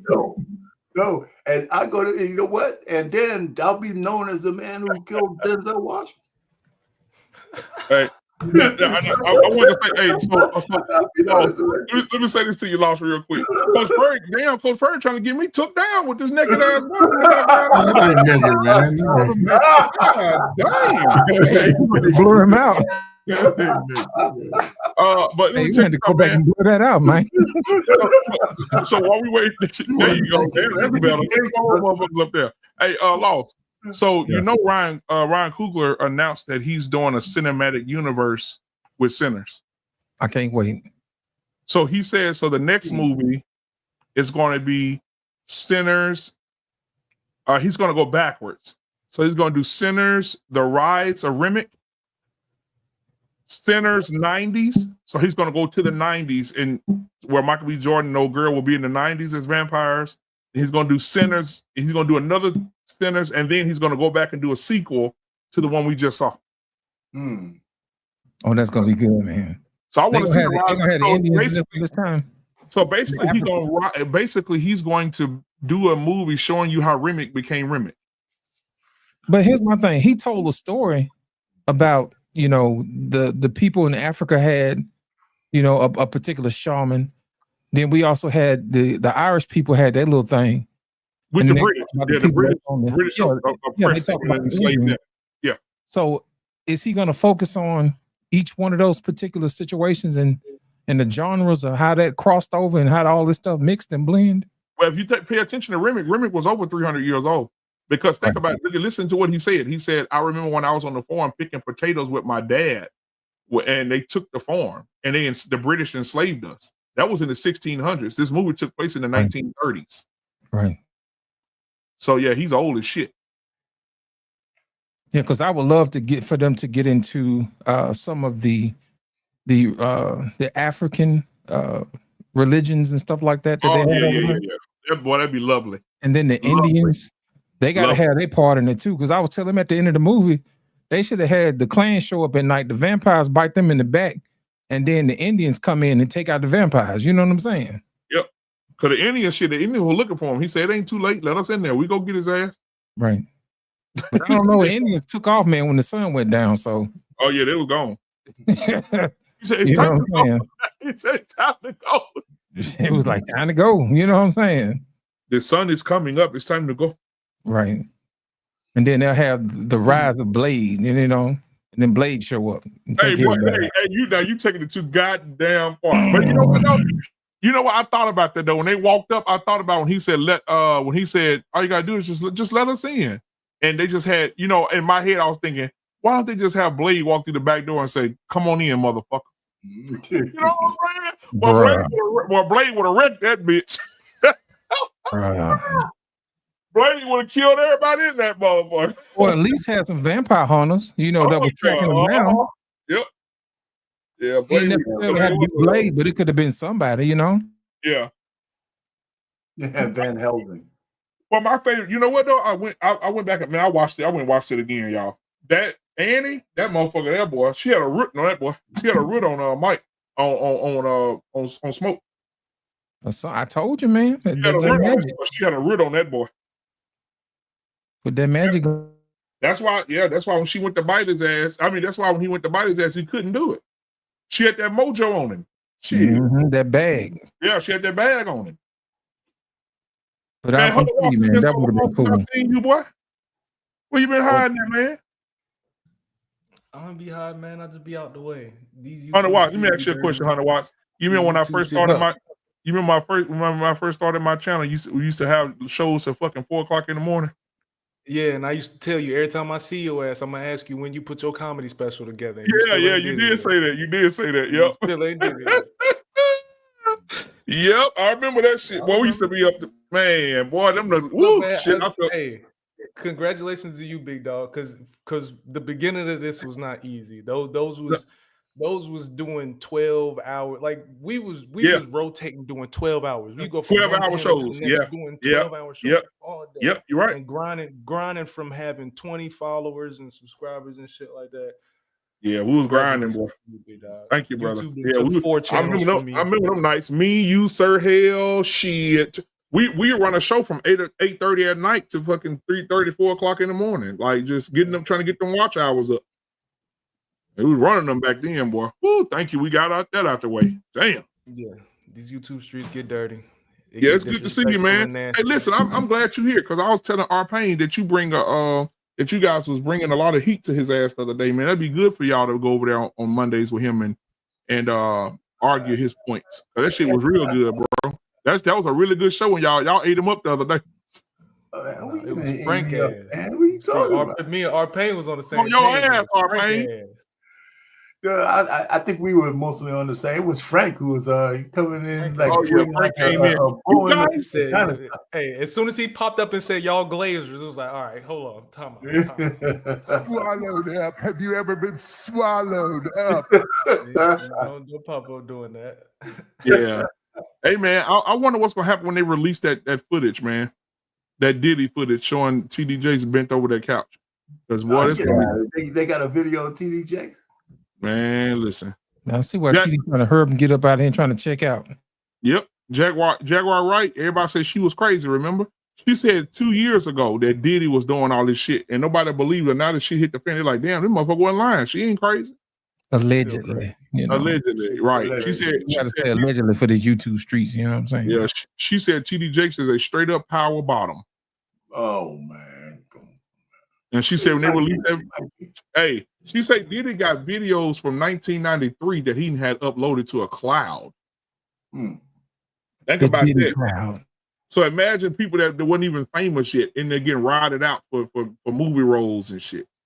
Just think about it. But what's you're saying though, BMU, that's why I think people are going to be surprised. I don't think he's going to be convicted on all of these counts. I don't either. It's going to be harder to convict him. I don't care what the media says, man. But it's not. A lot of this shit these people did was consensual, So maybe the guns, they're going to get him on the guns. They're going to get him on some stuff. and I think they already got him for beating up Cassie. Okay, so but he's not being charged for that. That's what I'm saying. Yeah. That's what I'm saying. That's not even on the thing. But it's going to go to character, right? You know, it might sway some people because they're going to see the video somehow in there, right? They're gonna probably well, you motherfuckers, I don't know where y'all been at. Lost in translation normally tell me shit, but I think I'm gonna tell him today. Do y'all see who they subpoenaed to be in court yesterday? Who? Mike Myers, the guy that played Austin Powers, Groovy baby, yeah. They subpoenaed his ass yesterday for court, and they subpoenaed Michael B. Jordan ass yesterday. Both of them had to be in court yesterday. All right. See, y'all about to go Google it. Yeah, but just because they subpoena people, I mean, you know. Okay. But hey, listen, you get subpoenaed for being at a booty rubbing party. I mean, goddamn it, you're guilty by association. You know what I think happened? I think that they're gonna probably wind up dropping this case because there's too much money involved, and they're gonna make them tapes disappear. They're gonna slap Diddy on the wrist and send them to the Philippines and tell them we don't want to see you no more. I don't think that's gonna happen. No. Shit, he got too many tapes though. Arpain, goddamn, you either gonna kill him or let him go. Which one is it? He's finna get ready to embarrass a whole lot of people, man.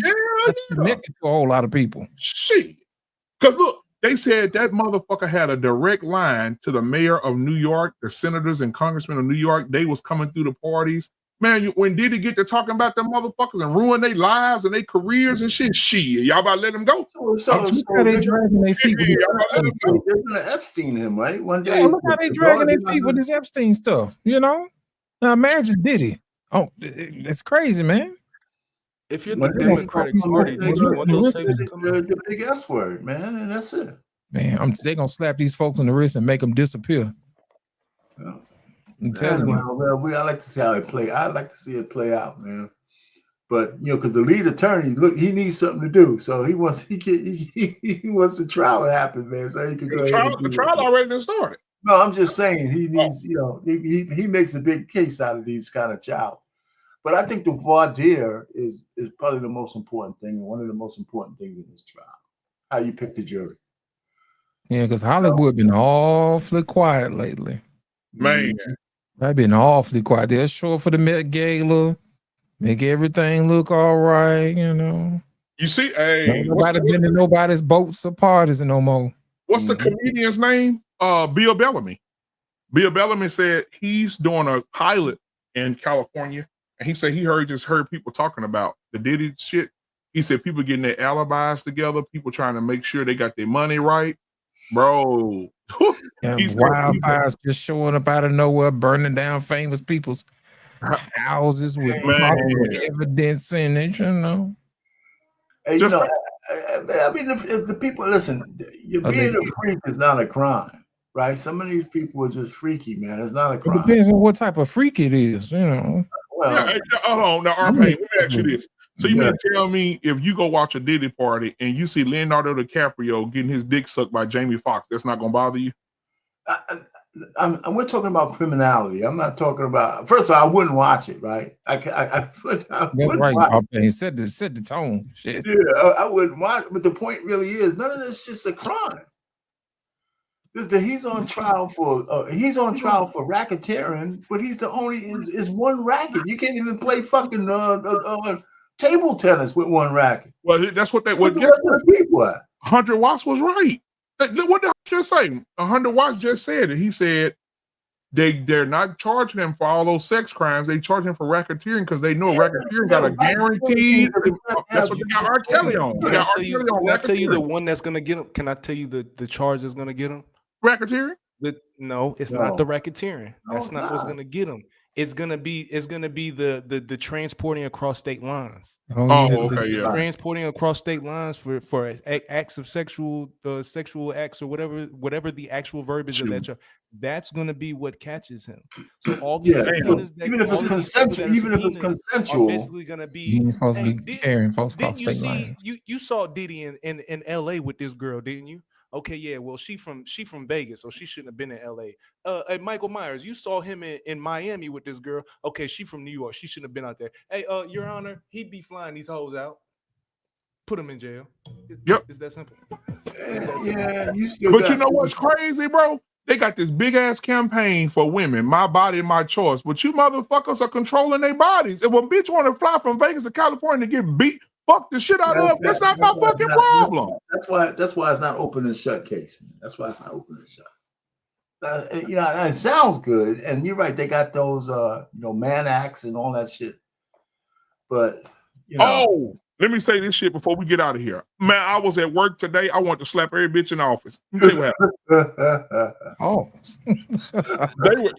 happened. They were talking about grape. Okay. And the new laws against grape. Y'all not finna believe the shit, bro. It's getting really bad for us, y'all. We got to start paying attention. Getting. Okay. They said one of the grape charges can be coercing a woman. I think me and Lost talked about this before. Yeah, man. So say for instance, you roll over and you tell your woman, "Hey, give me some of that ass." She be like, "No, I don't feel like it." You be like, "Come on, baby, shit, just let me put the head in." And she said, "Oh, okay." And you go do it. That's coercing her. That's a form of grape. Yeah, Okay, hold on. I ain't finished. Get ready. Now they're saying a woman has to be fully conscious for you to put your penis in her. Well, so that means if you wake your woman up in the middle of the night and you with some dick, well, and she's not fully woke or conscious, she could say you great. Brother BMU, you might have to find a replacement on Wednesdays, Fridays, some Saturdays, some Tuesdays. I might not be around too much longer because I'm gonna catch me a few cases. Hey, I'm catching some cases, so it is what it is. I should not be laughing. Well, I'm just letting you know in case I don't be around no more. Matter, man. Come on, man. That's funny. Hey, I'm gonna ask that question one day for you, coach, for the married guys. Is it possible that a woman that a man can grape his own wife? Yes, it is. Yeah, that's possible. That's crazy. Yes, it is. That's possible. It's crazy, but it's possible. So hold on, man. Hold on. That's not gonna work in court, man. I know, but hold on. You know what's crazy? They swear. You know what's crazy? They swear you in with the Bible, but they don't go by the Bible. That's crazy. The book is closed. The book is closed. Welcome to America. Do you swear to tell the whole truth and nothing but the truth? So help you God. You can use a dictionary. You might as well use a dictionary. If you ever saw the Pirates of the Caribbean, they said, "Well, I want parlay, yeah, parlay. We got to talk." And the two pirates said, "Well, it's kind of just like a God line." I thought it was one of the best lines in that whole movie. He said, "Yeah, it's kind of just a God line. It's not really a law." Listen, man, you could do all those things, but it's hard to prove. And if you have to really rough it from your wife, then you got bigger problems anyway. Yeah, you do. Hey man, do y'all remember the movie The Swiss Family Robinson? Yeah, we do. My daughter watched it because she likes those movies that way back in the day, movies way before she's even thought about. I told her I was running around the playground in kindergarten with her in my nutsack when that movie came out, and so she go back and watch those nostalgic movies. And she said, "Dad, I got a question. Why did the girl play like a boy when she was on the pirate ship? Mm-hmm.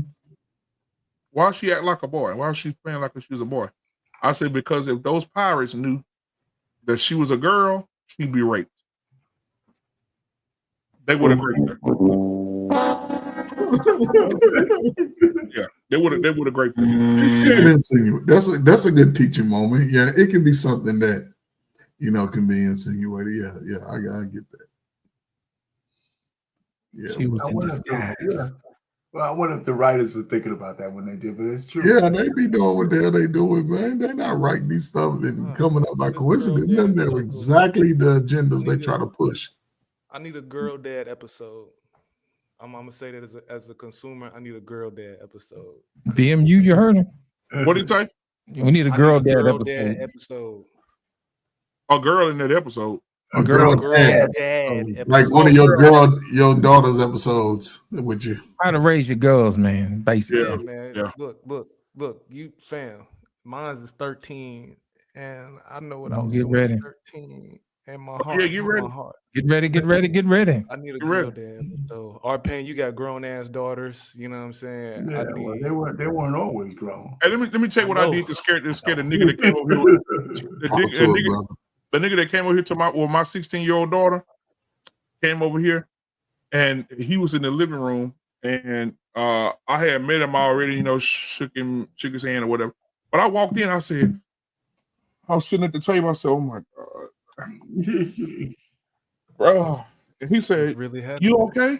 He said, "You okay?" I said, "Yeah, it's just something I'm just trying to figure something out." He said, "What you trying to figure out?" I said, "How I'm gonna kill you if you fuck over my daughter." That's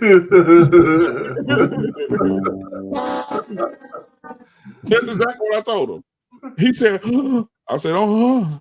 That's funny. You know, I know y'all like to slap. I know y'all like to slap bitches and hit hoes. But my daughter's neither one of those. You put your hand on my daughter, I will pull you out your fucking house by your teeth.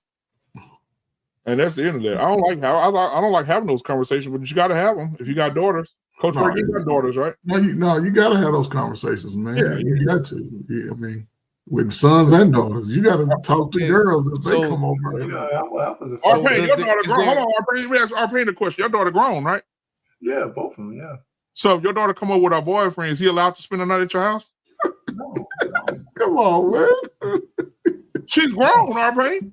No. First of all, you know, my daughters knew from an early age that if there's any moaning to come from the house, it's from their mother and me. Nobody was getting no ass over my house. Not one person. Nobody else gets any ass. Exactly.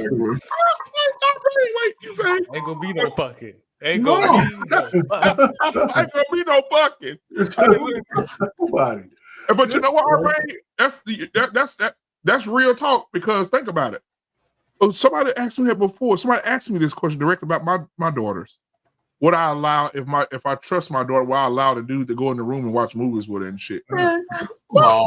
Here's a question I got for you. My daughter, when she got out of college, she had her boyfriend, and they were kind of close. But she said that it started going south because he was going to go to the service because he always wanted to hang out with her in the room and all that. He said she looked at him and said, "Listen, you know, the farthest you're going to get is in this living room couch. You know, so stop asking me." She used to tell me that. I said, "Yeah, you know," she knew. She told him, she said, "Well, you ain't coming up in my room." She never seen this dude, never seen her room. Never. You know, so I mean, listen, I tell you what, and you guys are more lenient to me. My daughters didn't have any boyfriends when they were teenagers. None. They got a whole life of fucking later. They got a whole life of fucking after they get out of my house. Mm-hmm. Man, that's the sentiment a father should take. I'm trying to tell you. R-Pain greeting little boys at the door, telling us something. You get nothing. You lose. Good day, It was just, you know what? It wasn't because I was draconian. He was just so busy with other shit, man. It was just so, I just kept them so busy with other stuff, man, that they like to do. Not that I was big. You know what? My daughter was a musician, and that's all she wanted to do. She did that, tennis, and academics. That was her thing. Now, y'all are telling me the conversation that's necessary. I need to know, are you having a conversation with your daughter to say, "Hey, look, if you dealing with this boy, he put his hands on you and I come fuck him up and then you take him back, don't call me no more"? Are you having that conversation? Absolutely. And even the pregnancy conversation. And when I say this, people get pissed off at me. I don't give a fuck. I told my oldest daughter when she went to college, I said, "Listen, if you come here and you're pregnant and you're not married and you don't have your own family, y'all are not stable to have your own life going, so I'm gonna ask you two questions.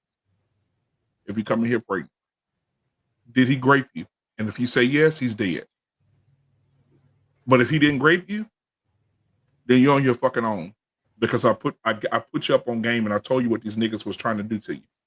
And I put you up on game and I told you to marry before you carry, and you want to make a decision that changed your life, you're on your own. I don't have time for this shit. I'm not. I done raised all my goddamn kids. When I'm 47, I'll be an empty nester. I'm not fucking starting over. Across the internet with this one. That's gonna be I'm not fucking starting over. I'm not raising no children. When you get married, of course. So, brother, with your conversations, do you believe you should have these sort of difficult conversations today? The way the climate is with young people, because these young people out here eating ass, man, before they even get to the 10th grade. I'm just saying, man, you got to have a real conversation. Coach Bird. You got to have a real conversation, man. Shout out to Asia at my job. Shout out to Asia. She's black and Indian. When I tell you she is beautiful, goddamn. But anyway, she Asia at my job, shout out to her. She said that she caught her daughter and her boyfriend spitting in each other's mouth. Oh my God. So I'm saying, man, what would you do if you walked in on that young 100 watts? Oh, don't ask me no shit like that. Don't ask me no shit like that, nigga. Because I'm telling you, my elevator don't go all the way up to the top, nigga. I don't ask me no shit like that. I have made 33 years on this planet without seeing the inside of a jail cell. I will gladly take a charge for one of you little niggas. I will gladly take a charge for one of you. I walk in on my door and a nigga standing on my door spitting in our mouth. But that's her boyfriend, though. I don't give a fuck. That's her boyfriend. First of all, why the fuck y'all in this room? Why the fuck y'all in this room together? That's the first thing. And second of all, why is motherfucker coughing up in your mouth? Hold up, but that's her life, though. I don't give a fuck about her life. You under my covering, motherfucker, until you leave. Here's the problem with that. Boy, piss me out, ran me out that shit, man. I don't watch this little girl grow up and she ain't never touched a bug, and you done convinced her to let you spit in her mouth. What the fuck is going on over here? Hey, what does she do? What does she do, BMU? Huh? What does she do? Oh no, she said she went and got the daddy. And she said the dad had picked him up by the throat, threw him out the front door. Yeah. But I'm just saying. And she said she told her daughter to go brush her fucking teeth.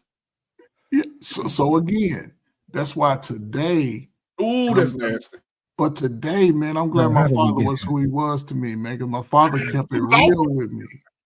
You got to have these tough conversations, man. You cannot assume, and it ain't, listen, and you got to have it more than once. And you got to let them know, listen, I'm not punishing you with this conversation. I'm trying to help you. And I want us to be safe and you grow old. And yeah, these dudes out there. Lost, let me ask you a question, Lost. Lost, you got a very attractive woman over to the house and she on top of you. And she's stroking you to death. And she looked down in your eyes and she said, open your mouth. No. You gonna spit in your mouth? And she comes down real slow. Like, no. On it, you know. No. Come on, not on my face. You know what I'm saying? Wait, R-Pain. So you ain't telling me you and your wife been together all these years, and you gonna let your wife spit in your mouth? You know, listen, I tell you guys something else. I've never seen my wife sit on the toilet. I don't do nothing. I mean, you just so private space. I don't want to see shit, man. If when she had some C-section, I would have stayed north of the equator. I don't want to see all that shit, man. Yeah, some shit we can't handle. Some of these guys get off for licking C-section. I want to see the baby born. My little delicate pussy all stretched out like that. I don't want to see that. You know, I'm staying north and let her go through that hole. I'll hold your hand, but I don't want to hold hands, ain't y'all paying? You ain't trying to see nothing. You hear about it. No, I understand that. Man. How did we get here, man? I remember when kids used to be like, that's now I guess I'm showing my age, man. I tell you, when the bathroom door closed, you know, she go to the bathroom, you know, that's your safe space. If you're gonna have an affair, have an affair in the bathroom, you know, because I'm not going in. You ain't covered in that whatsoever. I'm not going in. Now, if you in the shower or something, that's one thing. But if you sit down, I said, nah, man, I don't, you know. I don't want my vision of my wife to be tainted by the fact she's plopping in a bowl. What's she doing? And then coming out hot. You feel me? Coming out steaming, smoking. Oh, hey. The hot ready light on like some doggone Krispy Kremes or something. Yeah, turn that cannon that way. He like shut the door and lock the kids out. I guess I am old fashioned. Yeah, get one, do something. I just want to say these kids are very nasty and they're doing a lot of nasty ass shit. Damn you, it's all learned behavior, brother. But it's not these kids though. It's learned No, behavior. right, Coach Ferg, there's no reason for a 16-year-old girl to be swallowing nut and kissing a boyfriend in the mouth right after. That's just fucking nasty, bro. But it's learned behavior though. Who? What you mean from who? Each other. Listen. Who's the the most dangerous dude around your kid? The most dangerous dude around your son is your baby mama brother. He the most dangerous dude around your son. He don't give a damn about you or that boy. He gonna turn your son straight out. And vice versa is the baby mama's sister. Uncle Junior. Possibly the mom. But I'm telling you, man, I done heard so many stories of people, young kids, telling me about uncle and auntie who turned them on to whatever the shit they were struggling with. You can't take fucking cloud over this. They turn them on. I'm trying to tell you, you got to watch some of your family, how they treat your kids. Yeah. It's tough, man. You got you just got to be on top of things. Yeah, man. For granted. That's a shirt you got on. What kind of shirt is that? Nigga, I don't know. I put this shit on. What kind of my daughter bought me this motherfucker a long time ago. What? They got five leaves on it. Yeah, is it 5 leaves? Yeah, that's fine. Well, you got a gay shirt on? Oh man, no, man, you can't. Hold on. Y'all can't see the design of this shirt. Because you get that back cardigan. He's been picking out the heavenly garden. That's what happened. He got caught picking out the heavenly garden. That was stupid, boy. Hey, I want y'all, because as we close out, man, I want you guys to come back in about 45 minutes to an hour and look at these fucking clips that I'm about to do with you niggas that y'all niggas just had today. Y'all I hear you. Yeah. You got rain clouds on you. Like they're cooking up the clips. Hey, 100 watts. Yeah, I'm gonna cook them up right now. 100 watts, man. Email me, bro. Blackmanunfiltered@gmail.com. I'll do it from the person. Huh? Blackmanunfiltered@gmail.com. I'll send it from the personal right now. All right, appreciate you, brother. All right, man. Hey, much love to y'all, bro. Hey, we finna get up out of here, man. Y'all be easy. Hey, listen, I'm gonna to everybody watching right now, who's gonna be watching later. Guys, understand something. If you're single out there, if it stank, don't eat it. This has been another episode of Barbershop After Hours Open Panel. Y'all have a wonderful rest of y'all weekend. And again, if it stank, don't eat it. If you're just don't do it. Make sure if you go to Vegas this weekend, make sure you check all possibilities that person don't have any scarring or any scarring tissue.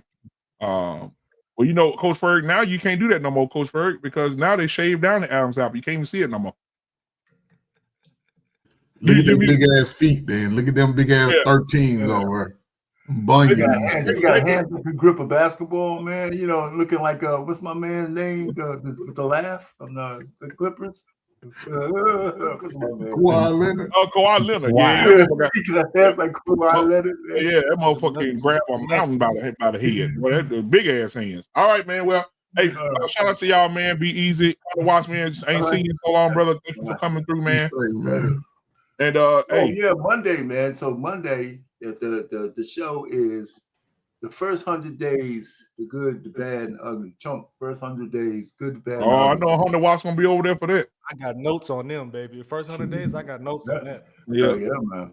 Yeah. Anyway, and to everybody out there that's talking against this whole Trump first 100 days, you know, shut the fuck up. Because we're not really trying to hear it, because Joe Biden was damn near dead running the office. Nobody said nothing. Nothing. Yeah, Hey. Joe Biden couldn't even unzip his zipper to piss. You know, and he was still running the country and was going to run for president again if they didn't stop him. So, he was just he's been on hospice for a long time. Yeah, yeah, he was. All right, man. All right, man. Well, be good, man. And we'll holler at y'all later. Peace.